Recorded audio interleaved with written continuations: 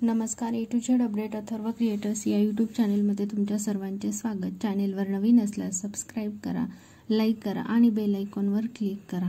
2023च्या soybean व कापूस उत्पादक शेतकऱ्यांसाठी एक आनंदाची बातमी आहे।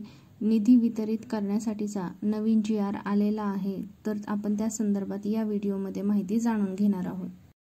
सन 2023च्या खरीप हंगामातील कापूस व सोयाबीन उत्पादक शेतकऱ्यांना अर्थसहाय्य देण्याकरिता पुरवणी मागणीद्वारे उपलब्ध झालेला रुपये 4194.68 कोटी निधीपैकी रुपये 2516.80 कोटी निधी सन 2024-25 मध्ये वितरित करण्याबाबतचा हा GR आलेला आहे। दिनांक 3 सप्टेंबर 2024 रोजी आलेला आहे। तर आपल्याला माहितीच आहे की किती निधी वितरित केला जाणार आहे, तरी सुद्धा एकदा पाहूया। सन 2023च्या खरीप हंगामातील कापूस सोयाबीन उत्पादक शेतकऱ्यांना 0.2 हेक्टरपेक्षा कमी क्षेत्रासाठी 67,000 व 0.2 हेक्टरपेक्षा जास्त क्षेत्रासाठी त्यांच्या क्षेत्रानुसार प्रति हेक्टर 5,000 रुपये अर्थसहाय्य देण्यात यावे। यासाठी कापूस उत्पादक शेतकऱ्यांसाठी रुपये 1548.34 कोटी व सोयाबीन उत्पादक शेतकऱ्यांसाठी 2646.34 कोटी असा एकूण 4194.68 कोटी खर्च करण्यास मान्यता देण्यात आलेली आहे।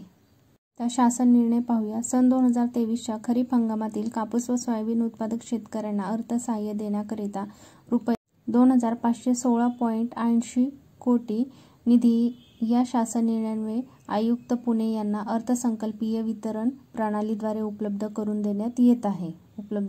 देणार आहे एवढा निधी।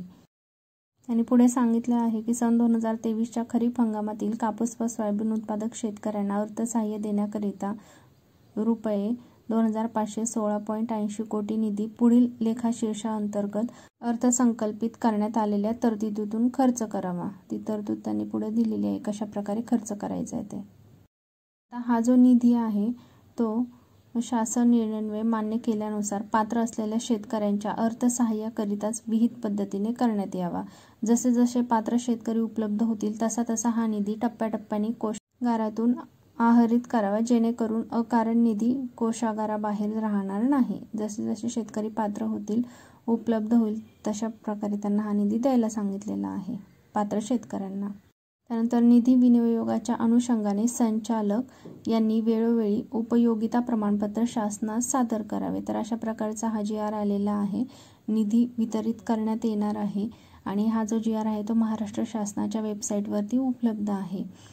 तर लवकरात लवकर शेतकऱ्यांना सोयाबीन आणि कापूस या पिकासाठी अनुदान वितरित करण्यात येईल। माहिती आवडल्यास लाईक करा, इतरांना शेअर करा आणि नवीन अपडेटसाठी चॅनेलला सबस्क्राईब करा। धन्यवाद।